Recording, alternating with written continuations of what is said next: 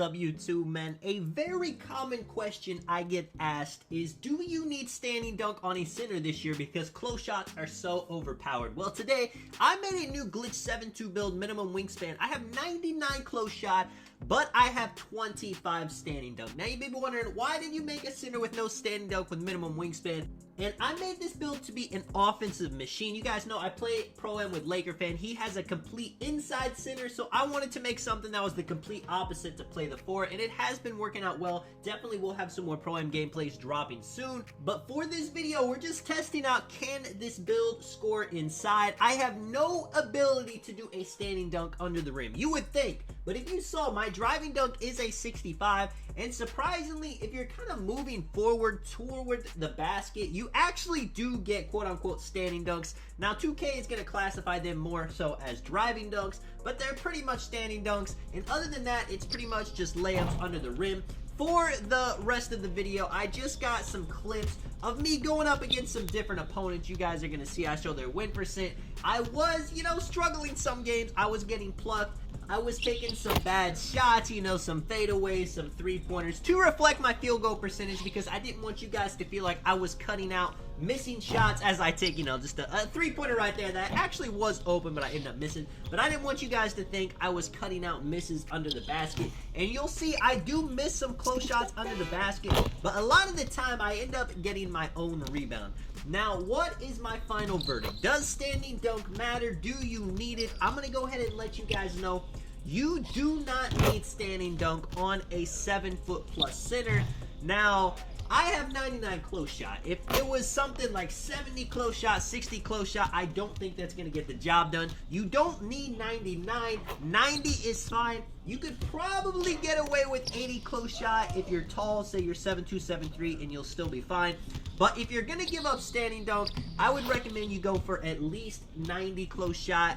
And 99 is ideal, 93 to get you to grace under pressure. That's even more ideal. But I went 99 because I did want the hook specialist on Hall of Fame. If you guys didn't know, your close shot rating is also your post hook rating. So when I am under the basket, you'll see me in this video. I have another option other than just going up with standing layups. And as I was talking about, I do end up missing one right there, but it's an easy board. I'm going up against some pretty decent defenders. You guys will see their win percent.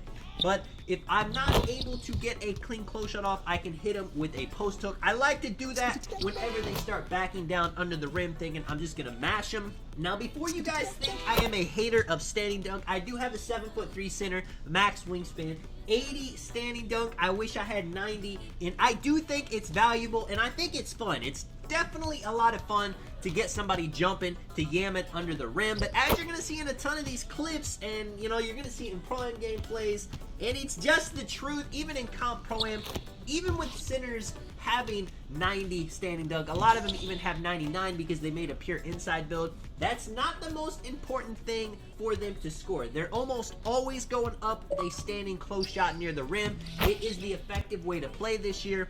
So you don't need it. I honestly think standing dunk is more so of a fun factor, more than a comp factor. But at the same time, the more options you have to score in the paint, the better off you're going to be generally. So when would I recommend to make a center with no standing dunk?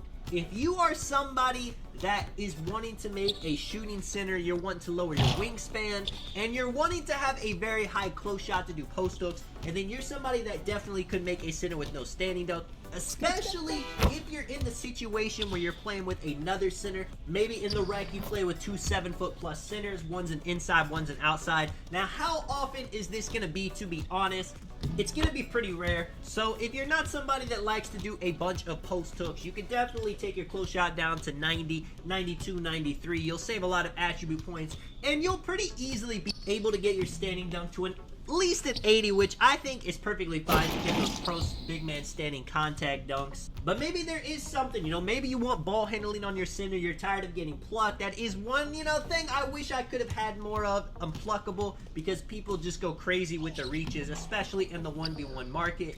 And you're just in a situation where you don't want to give anything up. You want high post control, you want high strength, you want shooting, you want all the defense up, and it's kind of between lowering your close shot quite a bit, lowering your standing dunk. And then yes, absolutely, I would 100% choose close shot over standing dunk. Because if you got 25 close shot and 99 standing dunk, yeah, that's nice whenever you get a standing dunk, but close shots are a lot more reliable than standing dunk animations are gonna be, even if you have Hall of Fame posterizer 99 standing dunk.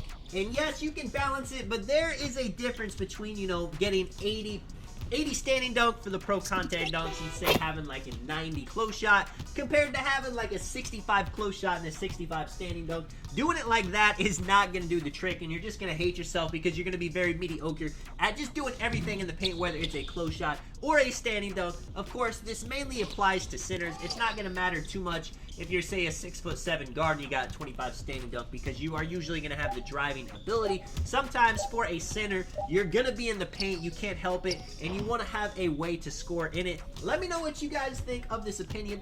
I think a lot of people actually have kind of figured out that close shot is enough. You don't need standing dunk, because I've had a ton of people ask me this question. In the case of this build, I'm sure you guys have a lot of questions. Is minimum wingspan worth it? Is the higher shooting rating worth it? Can you play defense in the paint with the 7'2" wingspan? I'll be making a video talking about all of that for sure. And we do gotta remember, this is NBA 2K22. NBA 2K23 is coming out in, you know, 4 or 5 months.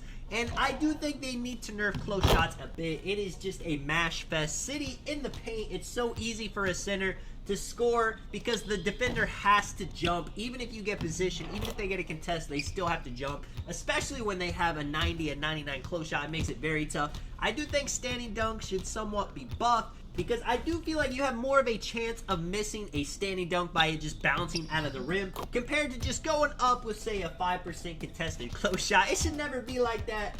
But hey, man, we'll have to see what they do. If you guys do have any questions, let me know in the comments. Of course, I'll reply. This is Tonic Man. I will catch you guys in the next one. I'm out. Peace.